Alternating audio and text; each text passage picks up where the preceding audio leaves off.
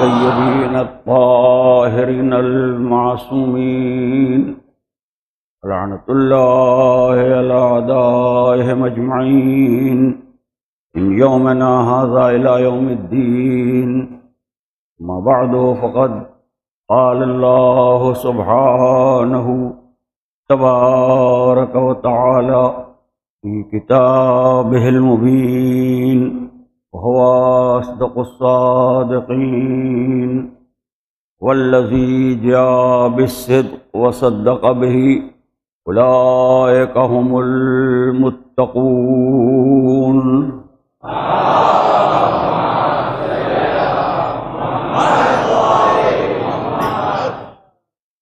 قرآن مجید کا 39واں سورہ سورہ زمر جو مکہ معظمہ میں نازل ہوا، اس سورہ مبارکہ میں 75 آیتیں ہیں. یہ آیہ کریمہ جس کو آپ کے سامنے عنوان بیان قرار دیا گیا، یہ سورہ کی 33ویں آیت ہے. اس میں خلاق عالم ارشاد فرما رہا ہے کہ والذی جاء بالصدق وصدق بہ، یعنی وہ جو سچائی کو لے کے آیا، جو صداقت کو لے کے آیا اور جس نے اس کی تصدیق کی، اولئک هم المتقون، یہی وہ لوگ ہیں کہ جو پرہیزگار ہیں، یہی صاحبان تقوی ہیں. تو ایک بات مجالس میں شرکت کرنے والوں نے ہمیشہ یہ غور کی ہوگی، ساری دنیا میں بلا اختلاف، کہ مجلس میں اور دوسری تقریروں میں ایک ذرا سا فرق ہوتا ہے. دوسرے اجتماع بھی ہوتے ہیں، ایک سے ایک بڑے مقرر بولنے والے آتے ہیں، مجمع کو ایڈریس کرتے ہیں، لیکن مجلس کہیں بھی ہو تو ایک تھوڑا سا فرق ہوتا ہے مجلس میں اور دوسرے اجتماعات میں. کوئی ادبی محفل ہے، کوئی سیاسی تقریر ہے، کہیں کے اوپر کوئی اجتماع ہو رہا ہے، تو وہاں کا طریقہ ہم نے دیکھا کہ مقرر اسٹیج پہ آیا اور اس نے اپنی گفتگو شروع کی. عام طور پر یہی طریقہ ہے. لیکن جہاں پر مجلس کا نام آ جاتا ہے اور جہاں مجلس برپا ہوتی ہے، وہاں کوئی بڑا ہو، بچہ ہو، جوان ہو، بوڑھا ہو، بہت بڑا عالم ہو یا معمولی پڑھا لکھا انسان ہو، کوئی بھی ہو، ہمیشہ یہی ہوا اور مجلسوں میں آنے والے اس بات کے عادی ہیں کہ مجلس سے پہلے ذاکر یا قرآن مجید کی کسی آیت کو عنوان بیان قرار دیتا ہے، یا حضور سرور کائنات کی کوئی حدیث پڑھی جاتی ہے. مجلس کی ابتدا کے لیے یہ دو چیزیں ہیں عام طور پر ساری دنیا میں. اگر قرآن مجید کی کوئی آیت پڑھی جاتی ہے تو قال اللہ کہا جاتا ہے. قال اللہ یعنی خداوند عالم نے ارشاد فرمایا، اس لیے کہ قرآن اللہ کا کلام ہے. اور اگر کوئی حدیث پڑھی جاتی ہے تو ذاکر پڑھتا ہے قال رسول اللہ صلی اللہ علیہ وآلہ وسلم.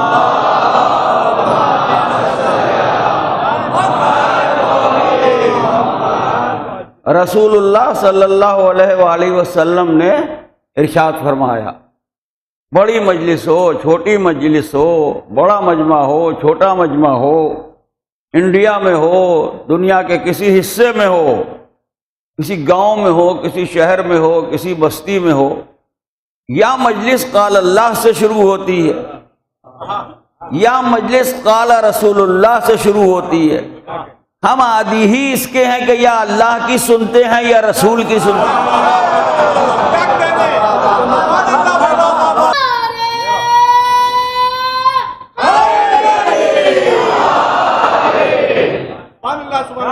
اب آپ یہ بتائیے کہ بچپن سے پڑی ہوئی یہ پرانی عادت کیسے بدل جائے؟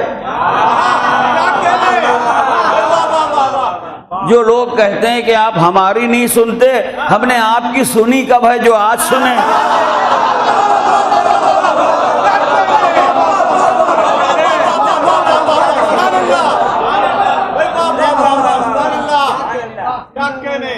ہم تو یا اللہ کی سنتے ہیں یا رسول اللہ کی سنتے ہیں. اللہ کی بات آتی ہے تو قال اللہ کہا جاتا ہے، ہو کسی کو انکار تو کر دے۔ اگر ناگوار ہوتی ہے یہ بات تو آپ ہمیں منع کر دیجئے کہ یہ نہ پڑھا کیجئے، جھگڑے کا سوال نہیں۔ اگر قال اللہ کسی مسلمان کو یا مجلس میں کسی بھی آنے والے کو برا لگتا ہے تو وہ اعتراض کرے، اپنے تو اپنے کسی غیر نے بھی اعتراض نہیں کیا، اس لیے کہ اللہ میرا بھی ہے اس کا بھی ہے۔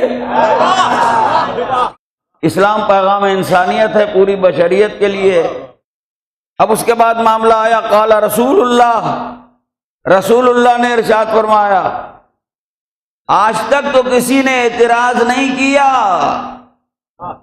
آپ نے توجہ نہیں فرمائی، لاکھوں مجلسیں ہو گئیں مگر مجلس کے مقابلے میں کبھی یہ نہیں آیا کہ ہم فقط اللہ کو جانتے ہیں۔ یہی تو مجلس کا فیض ہے، آدمی فقط اللہ کو نہیں جانتا، رسول اللہ کو بھی جانتا۔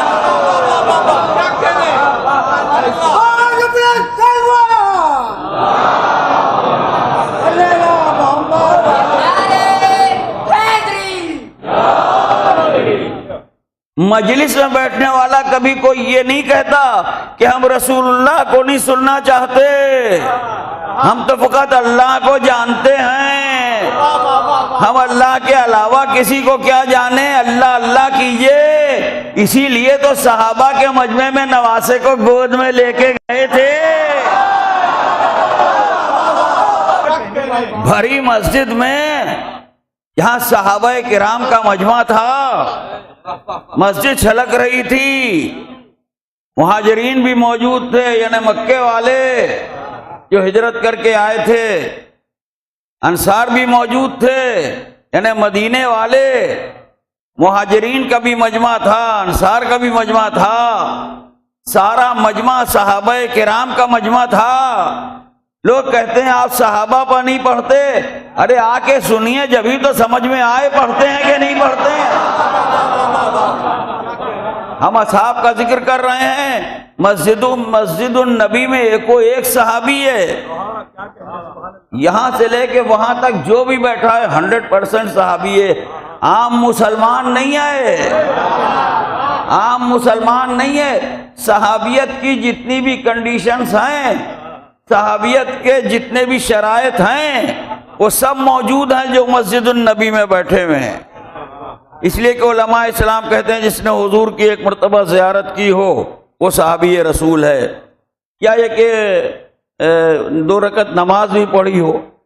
تو جب یہ ڈیسائیڈ ہو گیا کہ اگر کسی نے سرکار مدینہ کی ایک مرتبہ زیارت کی، آپ کے روح مبارک کو دیکھا اور 2 رکعت نماز پڑھی تو وہ صحابی ہے۔ یہاں تو نمازیں حضور ہی کے پیچھے پڑھ رہا ہے، روز رسول اللہ کی زیارت کر رہا ہے، تو یہاں سے لے کے وہاں تک جتنے بیٹھے ہیں سب اصحاب رسول ہیں، سب اصحاب کرام ہیں، سب معزز صحابہ ہیں، عام مسلمان نہیں ہیں، صحابہ ہیں۔ صحابہ کا اور مسلمان کا کیا مقابلہ؟ کہاں صحابہ، کہاں عام مسلمان، کہاں ساری دنیا کے مسلمان، کہاں مہاجرین، کہاں عام لوگ ہمارے اور آپ کے ایسے، کہاں انصار۔ صحابہ کا اور مسلمانوں کا کوئی کمپیریزن ہی نہیں ہے، اصحاب رسول کا اور عام مسلمانوں کا جو ادھر ادھر گھوم رہے ہیں کوئی تقابل ہی نہیں ہے۔ کہاں وہ، کہاں ہم، ہمارا ان کا کیا مقابلہ؟ وہ بلند تھے، وہ اعلیٰ تھے، وہ افضل تھے، تو صحابہ کا کسی سے مقابلہ ہو ہی نہیں سکتا۔ تو سوال یہ، جب صحابہ کا یہ مرتبہ ہے تو وہ کیسا ہوگا جو گود میں بیٹھا ہے؟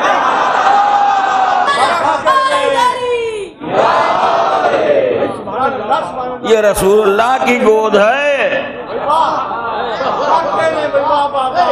ہاں، یہ بات سمجھ لیجئے، یہ رسول اللہ کی آغوش ہے، یہ پیغمبر کی گود ہے۔ خالی حسین کو بیٹھے نہ دیکھیے، یہ اس کی گود ہے جس کی گود میں اللہ نے کائنات کو رکھ دیا۔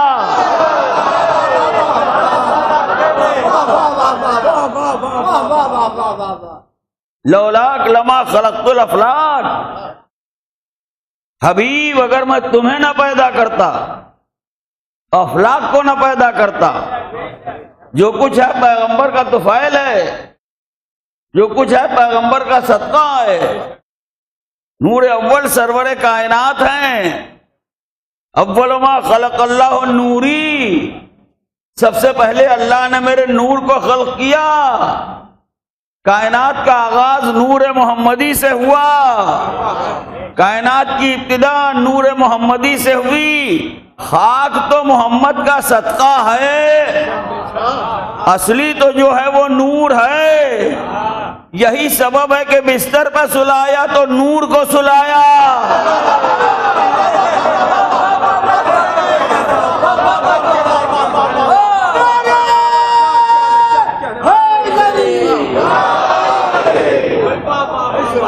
رسول نے بھی احتیاط برتی، بستر پر سلایا تو نور کو سلایا، گودی میں بٹھایا تو نور کو بٹھایا،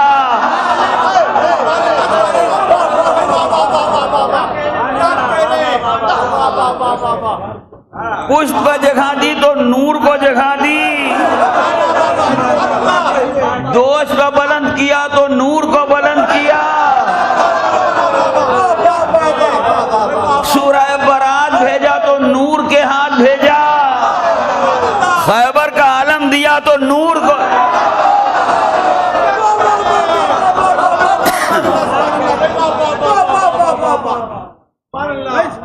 جب یہاں سے لے کے وہاں تک نور ہی نور ہے تو کیا بیٹی کسی اور کو دے دیں؟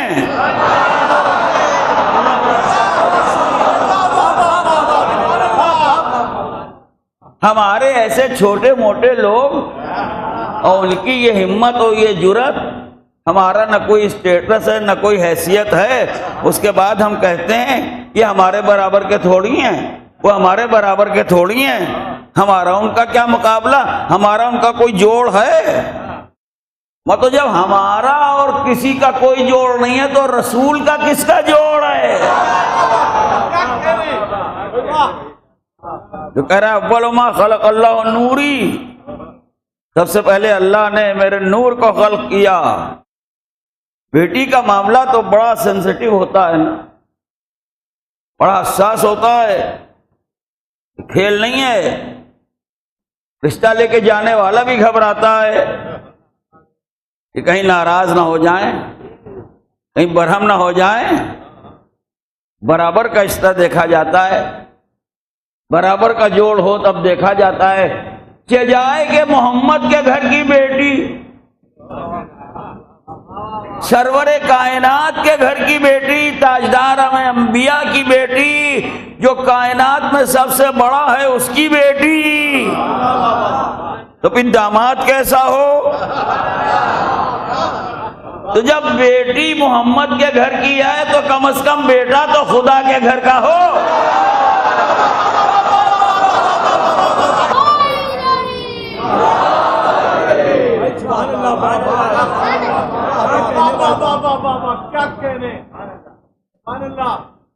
تو اب میں کیا، میری سمجھ میں نہیں آ رہا ہے کیا پڑھوں آپ کے سامنے؟ یہ علی کی فضیلت ہے کہ زہرا کی فضیلت ہے؟ میں تو یہ سمجھتا ہوں کہ محمد کی بیٹی کو بیاہنا مقصود تھا اللہ کو، لہذا کعبے میں نیا در بنا دیا۔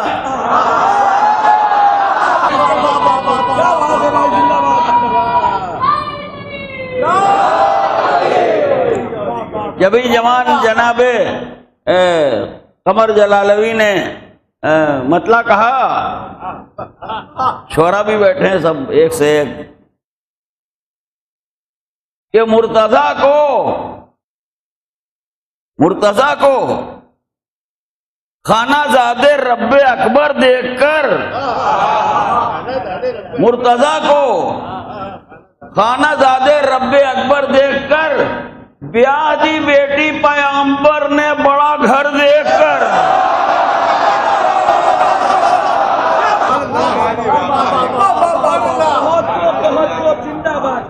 آپ ارباب علم ہیں اور صاحبان ولا ہیں، خدا اور رسول کے ماننے والے ہیں، علی کے چاہنے والے ہیں، اصالتاً بڑا گھر ایک ہی ہے صحیح معنی میں، ورنہ یہ کہ یہ بڑے آدمی ہیں، یہ بڑے آدمی ہیں، وہ بڑے آدمی ہیں۔ دنیا میں تو بہت سے بڑے گھر ہیں، ان گھروں کی بات نہیں ہو رہی ہے، اللہ کے گھر کی بات ہو رہی ہے۔ کہا کہ مرتضیٰ کو خانہ زادے رب اکبر دیکھ کر بیاہ دی بیٹی پیغمبر نے، بڑا گھر دیکھ کر، مگر جو سب سے بڑے گھر میں پیدا ہوا تھا اسے آنا پڑا۔ یہ جلالت زہرا ہے۔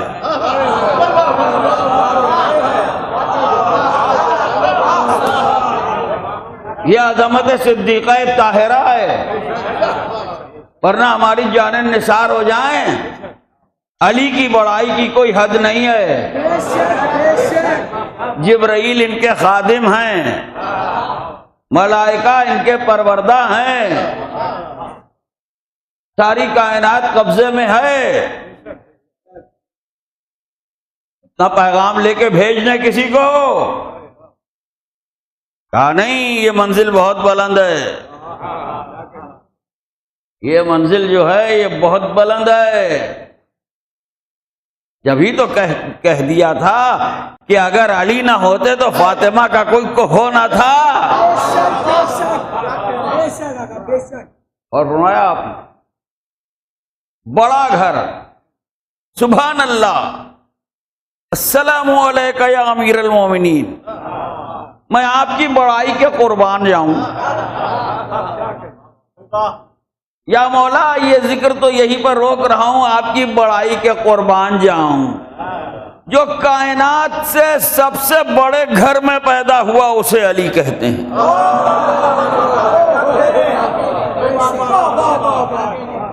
بیت اللہ، اللہ کا گھر، خانہ کعبہ، کعبے سے بڑا کوئی گھر ہے؟ ارے بھائی کعبے سے بڑا کوئی گھر ہے؟ بڑے گھر کی بات ہوتی ہے نا۔ کئے گھروں کے صدقے ہوئے آپ؟ اتنا بڑا گھر ہے کہ کائنات کو صدقے کر کے پھینک دیا۔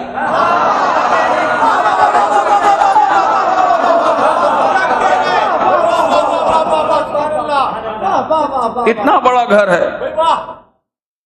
تو ظاہر ہے کائنات کا سب سے بڑا گھر، جو سب سے بڑا ہے اس کی خواہش پہ بنا۔ اللہ اکبر، اللہ کا گھر، کعبے سے زیادہ عظیم، کعبے سے زیادہ بڑا، کعبے سے زیادہ محترم، کعبے سے زیادہ بابرکت، کعبے سے زیادہ معزز کوئی انکار کر ہی نہیں سکتا کوئی مسلمان۔ اما جھگڑا ہے بھی تو مولود کعبہ سے ہے، کعبے سے تھوڑی ہے۔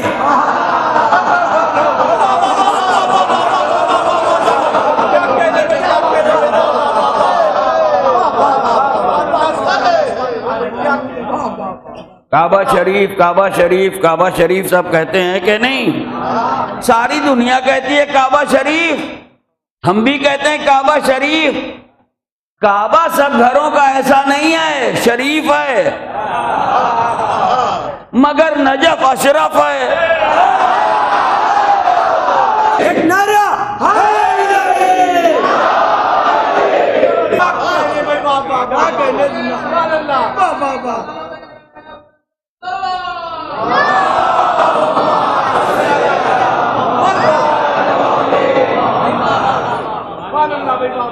ہمارے تمام ادبا، شعراء، ارباب زبان، جاننے والے سب سن رہے ہیں، تو ظاہر ہے میں نے تو آج تک نہ کہا نہ کسی سے سنا،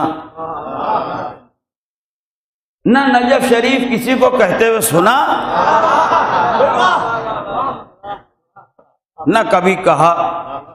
بقیہ اس کے علاوہ جو اور ہمارے لیے بہت سی محترم جگہیں ہیں، جو مقامات ہیں جہاں اولیاء اللہ آرام کر رہے ہیں، علی کے چاہنے والے سو رہے ہیں، جنہوں نے امن کی دعوت دی، امان کی دعوت دی، صداقت کی دعوت دی، انسانیت کی دعوت دی، شرافت کی دعوت دی،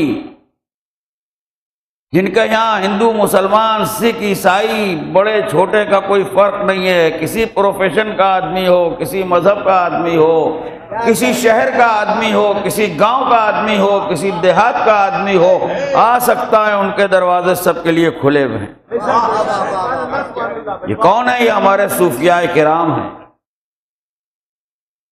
چاہے خواجہ غریب نواز ہوں، حضرت معین الدین چشتی علیہ الرحمہ، دنیا سمٹ کے اجمیر شریف جاتی ہے، جناب نظام الدین اولیاء کے دربار میں زمانہ دہلی جاتا ہے، صابر میاں کے یہاں جاتا ہے کلیر شریف، اسی طریقے سے دیوا شریف جاتا ہے، سمجھے آپ، حاجی وادی علی شاہ کے یہاں۔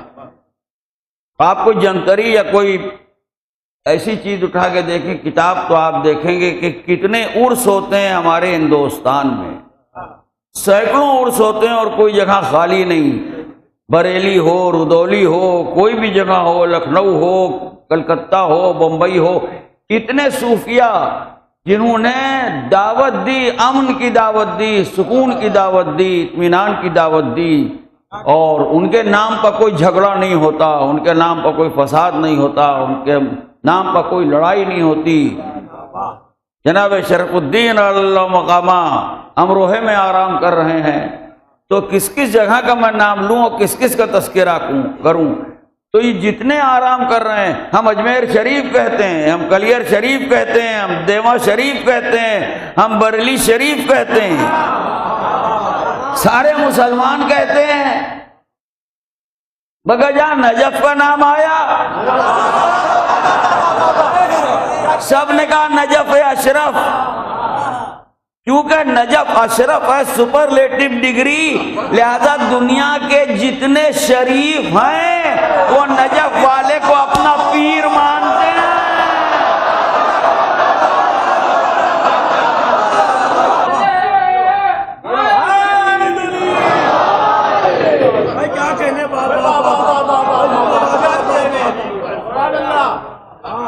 ہمارے لکھنؤ سے بالکل قریب نیئرسٹ ٹھاکوری شریف کہتے ہیں ہم، اس لیے کہ وہاں بارگاہ کاظمیہ ہے، اور اس گھرانے نے بڑی خدمت کی ہے آل محمد کی۔ آج بھی مولانا عین الحیدر صاحب قبلہ خدمات انجام دے رہے ہیں، کوئی سیمینار ہوتا ہے تو اس میں جاتے ہیں۔ جناب خواجہ حسن نظامی علی اللہ مقامہ نے، دہلی والے نے بڑے خدمات انجام دیے۔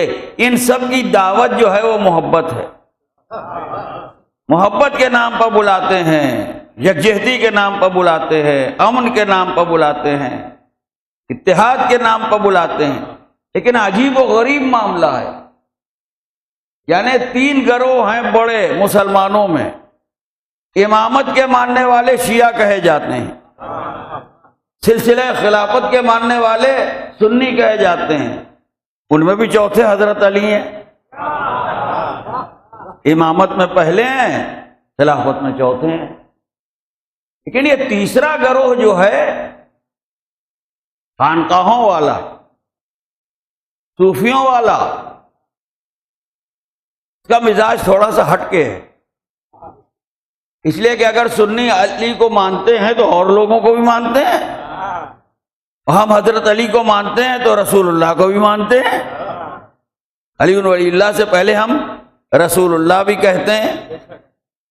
تو لیکن یہ جو ہیں ان کے چیف حضرت علی ہی ہیں، یہ کہتے ہیں ہم کو جو خرقہ وغیرہ ملا ہے یہ سب علی سے ملا ہے،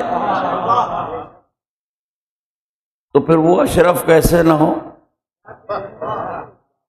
اور فرمایا آپ نے نجف اشرف، نجف کا نام آیا تو اشرف، تو ظاہر ہے جو بڑے گھر میں پیدا ہوا اس سے کم پر کہاں راضی ہوگا؟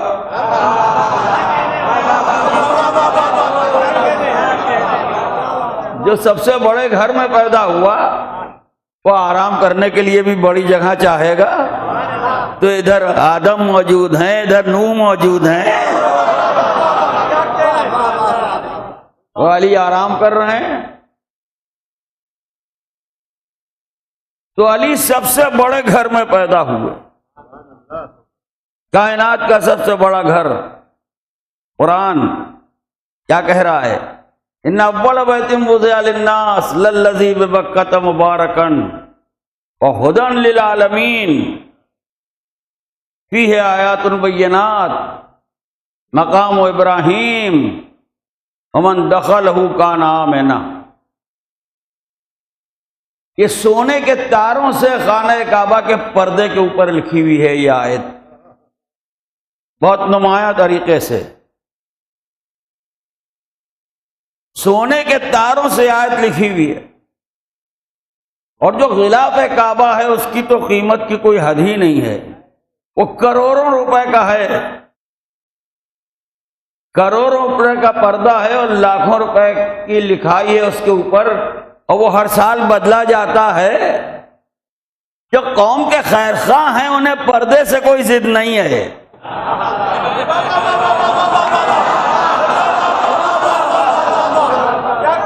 ایک سے ایک عالم گزرا، ایک سے ایک دانشور گزرے، ایک سے ایک اسکالر گزرے مسلمانوں میں، ایک سے ایک باغی مزاج والے گزرے۔ ہم نے تو آج تک کسی کا اسٹیٹمنٹ نہ دیکھا کہ پردے کا پیسہ بچے تو مسلمانوں کے کام آئے۔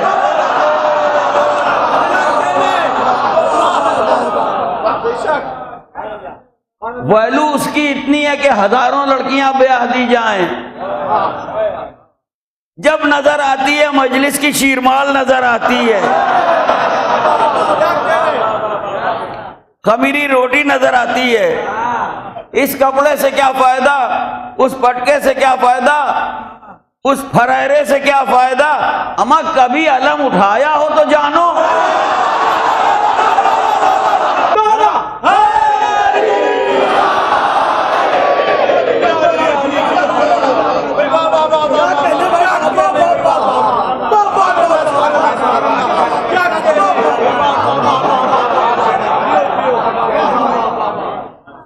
ارشاد ہو رہا ہے کہ یقیناً وہ پہلا گھر،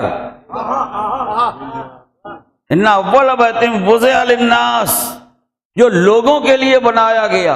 خدا کی قسم قرآن ایک ایک لفظ قابل غور ہے۔ وہ پہلا گھر وضع للناس جو لوگوں کے لیے بنایا گیا، بنایا گیا لوگوں کے لیے، مگر لوگوں نے نہیں بنایا۔ آپ جانتے ہیں نا کون لوگ مکان بناتے ہیں، آپ نے بھی مکان بنوائے ہوں گے تو آپ جانتے ہیں یہ لفظ تو بڑا وسیع ہے۔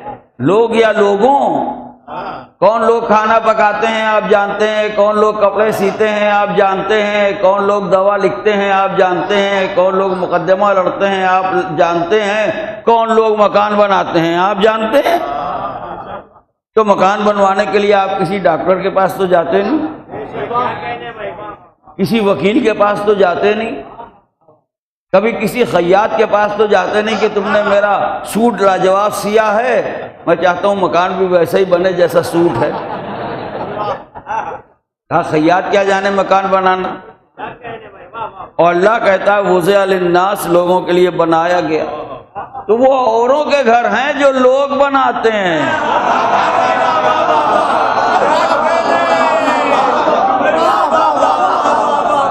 یہ بیت اللہ ہے، یہ اللہ کا گھر ہے۔ دو معصوموں نے بنایا، دو نبیوں نے بنایا، دو ہادیوں نے بنایا، دو رہبروں نے بنایا، ابراہیم اور اسماعیل نے بنایا، باپ اور بیٹے نے بنایا۔ پتھر پر پتھر رکھتے جاتے تھے، دعا کرتے جاتے تھے، ربنا تقبل منا انک انت السمیع العلیم، پروردگار ہماری اس خدمت کو قبول فرما، تو سننے والا ہے، تو جاننے والا ہے۔ اب جس کے مکان کی مزدوری ابراہیم و اسماعیل نے کی ہو،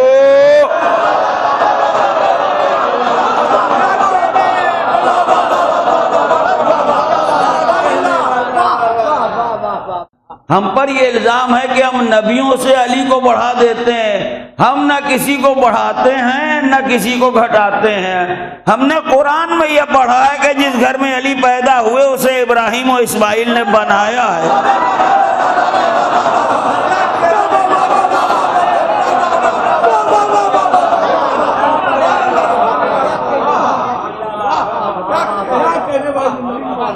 پتھروں کو جوڑتے جاتے تھے. سمجھے آپ؟ وضع للناس، لوگوں کے لیے بنا ہے، لوگوں کے لیے.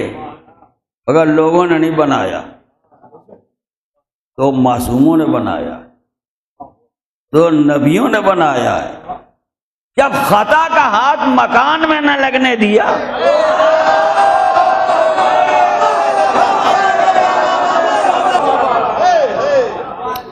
خدا کی قسم اتنا بڑا مکان، بھئی آپ انصاف کیجئے، لیبر کی ضرورت تو پڑتی ہی ہے، لیبر کی ضرورت پڑتی ہے کہ نہیں پڑتی ہے؟ مگر ابراہیم نے یہ نہیں کہا کہ تم بھی آ جاؤ، تم بھی آ جاؤ، تم ادھر کہاں بیٹھے ہو، ادھر آ جاؤ. اللہ کا گھر ہے، اپنے مکان میں اس نے خطا کا ہاتھ نہ لگنے دیا. وہ اللہ جس نے اپنے گھر میں خطا کا ہاتھ نہ لگنے دیا، وہ اپنے منصب میں خطا کا ہاتھ کیسے؟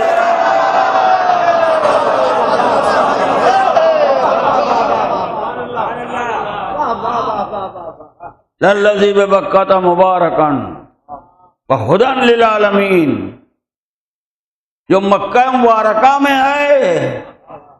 ارے ہم تو سمجھتے تھے سب برابر، تبلیغ تو یہی ہوتی ہے، سب ایکول ہیں، سب برابر ہیں، سب مساوی ہیں. تو مکہ معظمہ کیسے ہو گیا؟ کون پیدا ہوا جو معظمہ ہو گیا؟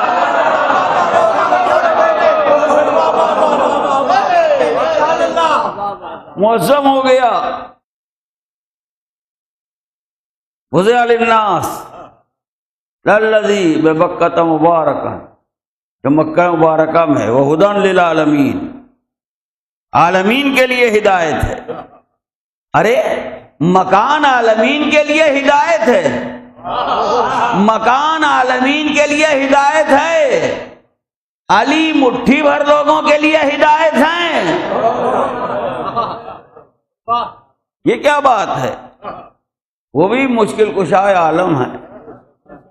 اور فرمایا آپ نے ہدایت ہے، ہدی للعالمین، عالمین کے لیے ہدایت ہے. فیہ آیات بینات، قرآن آگے چل رہا ہے، اس میں اللہ کی کھلی ہوئی نشانیاں ہیں. مقام ابراہیم، مقام ابراہیم ہے. فمن دخلہ کان آمنا، اور جو اس میں انٹر ہو گیا، جو اس خانہ کعبہ میں آ گیا، وہ امن و امان میں آ گیا. کوئی خطرہ نہیں، کوئی خوف نہیں. تو قرآن کیا کہہ رہا ہے؟ مقام ابراہیم، قرآن تصویر کھینچ رہا ہے. جو لوگ گئے ہیں انہوں نے تو زیارت کی ہے، جو نہیں گئے ہیں خدا ان کو مشرف کرے. کہ خانہ کعبہ کے مین دروازے کے سامنے، اس دیوار کے بالکل جسٹ اپوزٹ، اس پہ دروازہ لگا ہوا ہے.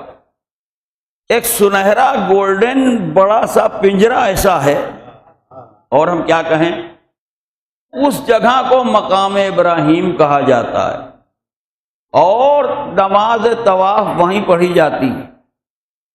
7 پھیرے جو کیے جاتے ہیں، جو کعبے کا طواف ہوتا ہے، اس کے بعد 2 رکعت نماز طواف سب لوگ پڑھتے ہیں.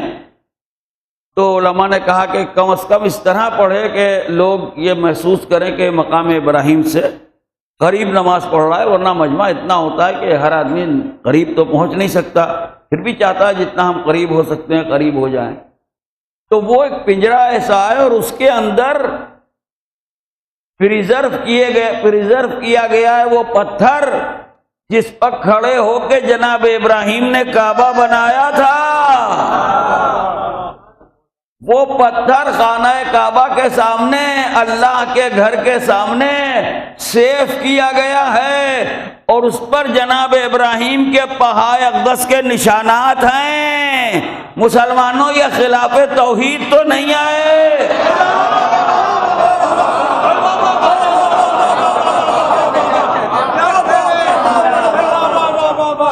کعبے کے سامنے بلکہ کعبے کے مین گیٹ کے سامنے اس پتھر کی حفاظت کی جا رہی ہے جس پر کھڑے ہو کے ابراہیم نے پتھر پر پتھر رکھا تھا۔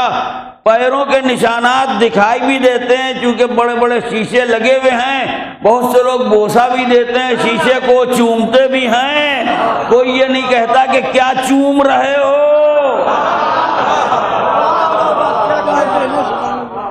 کہا صاحب اس میں تو ہم بول نہیں سکتے، یہ مقام ابراہیم ہے، یہاں پر نماز پڑھی جاتی ہے، یہ پتھر پر پیروں کے نشان کیسے ہیں؟ کہا یہ کسی عام آدمی کے نشان تھوڑی ہیں، یہ جناب ابراہیم کے نشان ہیں پیروں کے۔ ابراہیم کے پیروں کے نشان محفوظ کیے جا رہے ہیں اور محترم ہیں، تو پھر وہ پیر کتنے محترم ہوں گے جو دوش محمد پر نظر۔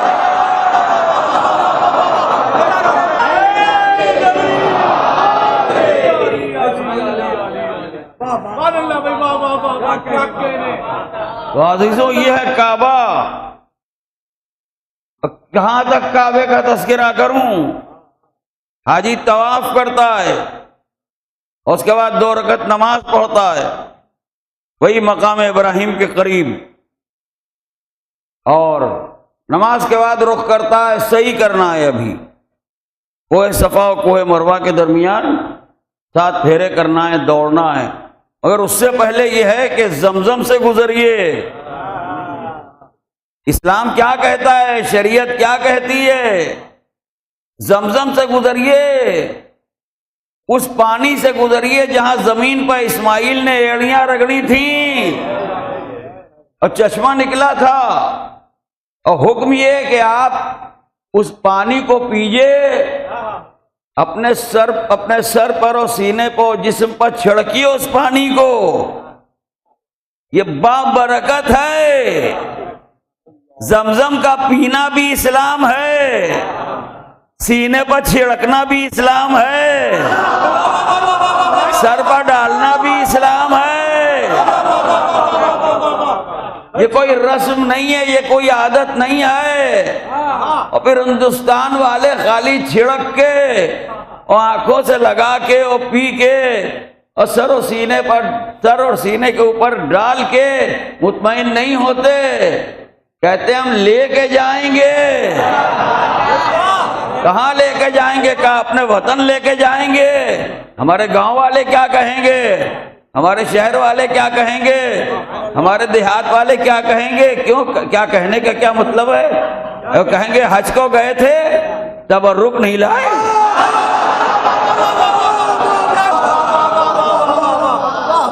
کھیر بدعت ہے، بریانی بدعت ہے، ملاحظہ فرما رہے ہیں آپ، خمیری روٹی بدعت ہے، شیرمال بدعت ہے۔ ارے اس بدعت کے بھی قربان جائیے، بانٹنا بدعت ہے، بنانا بدعت نہیں ہے۔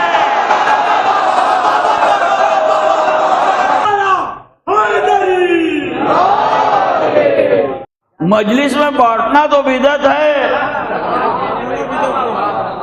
بیچنا سنت ہے۔ کتنے کمرشیل ہو گئے ہیں آپ، کتنے میٹیریلسٹک ہو گئے ہیں آپ۔ یہ بینک کی چیکیں کام نہیں آئیں گی، ولائے آل محمد کام آئے گی۔ تو صاحب تبرک کا بھی معاملہ یہ ہو گیا۔ اور پھر حکومت کی طرف سے پرووائڈ کی جاتی ہیں کپیاں، شیشی جو بھی کہیے، پلاسٹک کی، حاجیوں کو وہ تبرک سمجھ میں آتا ہے، آنسو نہیں سمجھ میں آتے۔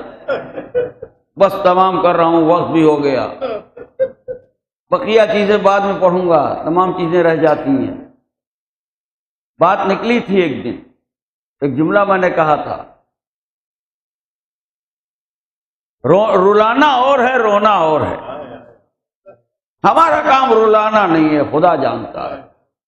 رلاتے ہیں وہ جو گھروں میں آگ لگاتے ہیں، جو خاندانوں کو خون میں نہلاتے ہیں، جو بچوں کو ذبح کرتے ہیں، جس کا گھر لٹ جاتا ہے، جس کا باپ مر جاتا ہے، جس کا بھائی راستے میں مار ڈالا جاتا ہے۔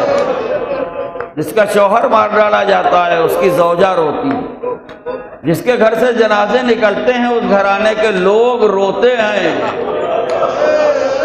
اور آپ جانتے ہیں کہ رلانے والے کون ہیں، دنیا جانتی ہے کون سی تنظیمیں ہیں، کیسے کیسے ظالم ہیں، کیا کیا نام ہیں، مگر ایسا دہشت گردی کا انداز تو ہم نے کبھی نہ دیکھا جیسا کربلا میں دیکھا۔ چھوٹے چھوٹے بچے قتل کر دیے گئے، بچے تڑپتے رہے، کسی نے پانی کا ایک قطرہ نہ دیا۔ ہماری جانیں قربان ہو جائیں، ارے سبیلیں یہاں سے لے کے وہاں تک رکھی ہوئی، پانی کی سبیل ہر دھرم کا آدمی رکھتا ہے، ہر مذہب کا آدمی رکھتا ہے۔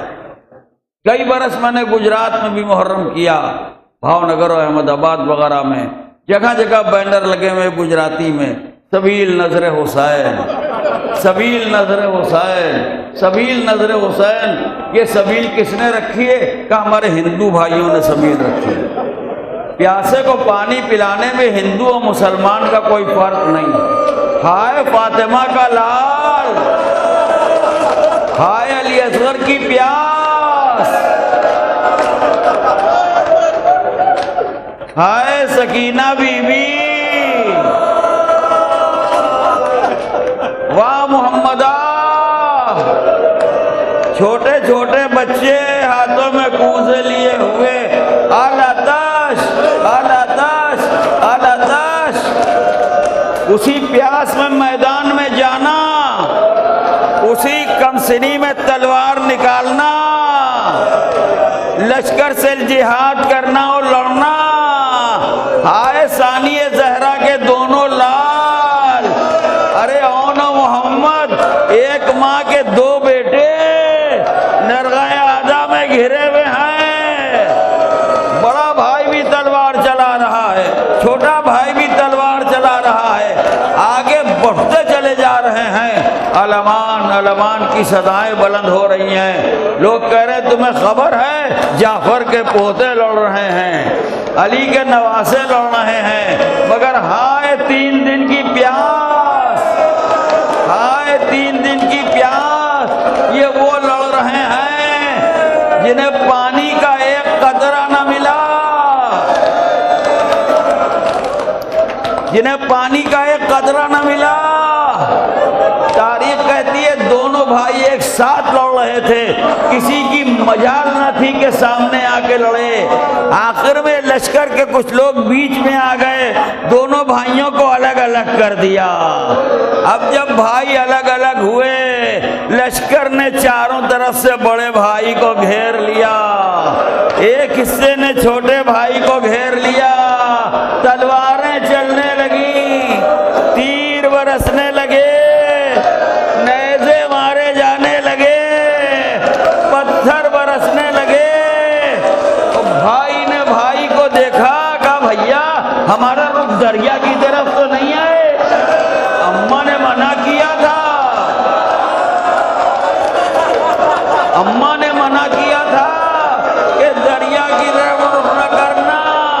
آخر میں زخمی ہو کے گھوڑے سے گرے، آقا ہم نے اپنی جان نثار کی۔ حسین نے کہا عباس چلو، علی اکبر چلو، قاسم چلو۔ ارے بھانجوں کے لاشوں پر حسین پہنچے، ایک بھائی کے لاشے کو حسین